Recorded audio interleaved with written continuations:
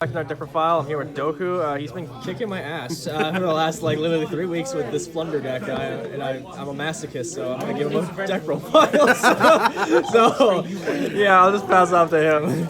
Alright, so yeah, Flunder is a really good deck for this format because I feel like a lot of the meta decks, they really rely on their graveyard. So then I'm starting to learn it a little bit better. I've been playing it since it came out, but then, for this format, I feel like it's just perfect. So then we're going to start off with, I'm playing 43 cards. Yeah, 43 cards. So big monsters, we're going to go Impin, Snowl, Avian, and then Ryza. I feel like this is the right ratio. A lot of people play 3 or they play 2 Impins, but I feel like you want the versatility of playing the Snowl too. So you have an extra way to flip a lot of monsters face down, which was really good against Birdo, but then now we got a lot of Phantom Knights. So a lot of the Phantom Knights, when they do their XC summons, then you'll flip them face down defense so they can't continue. And the rest is pretty self-explanatory. What's up, bro? Alright, brother. See you later, man. And then, this is the obvious, the 3 Robinas, 3 Eaglins. That's really basic. Street, Toucan, only 1 of each. And then the boss of this format. Triple D-Shifter. You just have to play D-Shifter. Forget the Ecclesias, forget everything else. D-Shifter, all the way. You should tell him the time when you D-shifted all 3 games. Man, D-Shifter was killer. Chain call by? All 3 rounds, shifter. It's just crazy. So what I do is, so for Shifter now, what I do now is I wait for them to summon and then I shotgun D-Shifter. I don't do it during standby phase anymore. I wait for them to activate right, or I wait for them to normal summon 1 time and then I shotgun. I feel like that's the right way so we can dodge gammas. Yeah, you usually. Oh, okay, I got it. Usually, whoa! Yeah, but that's like perfect. Then we'll go into 3 Ash. It's just basic. It's mandatory right now. It just stops the whole format at the moment. And then the 1 statue. That's it for monster lineup. Then we're going to 3 map. Obviously, terraforming. And then 3 Advent.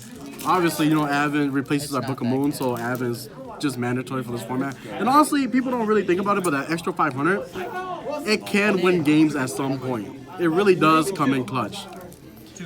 I played 2 Dreaming, 2 Unexplored Winds. Really good, tributes your opponent's cards, and at the same time, you also get to shuffle 2 cards back. So I feel like it's really good in this format right now. I really like these at 2. Then obviously, the 3 Pot of Prosperities.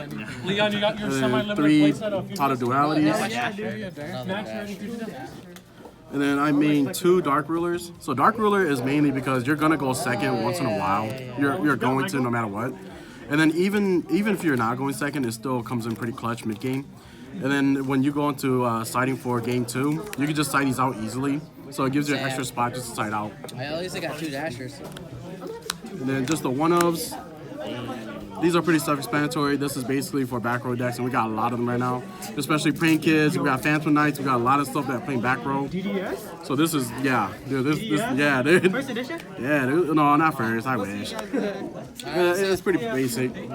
And then the 4 traps is pretty simple. You're just playing 1 Dreaming Town and 3 Imperms. I feel like that's very self-explanatory, but then, yeah, this deck is great. This deck is perfect. This deck, if you want to beat anti-meta for $100, this is it. Well, not really 100. You can play Extravagance, but it's still a little cost.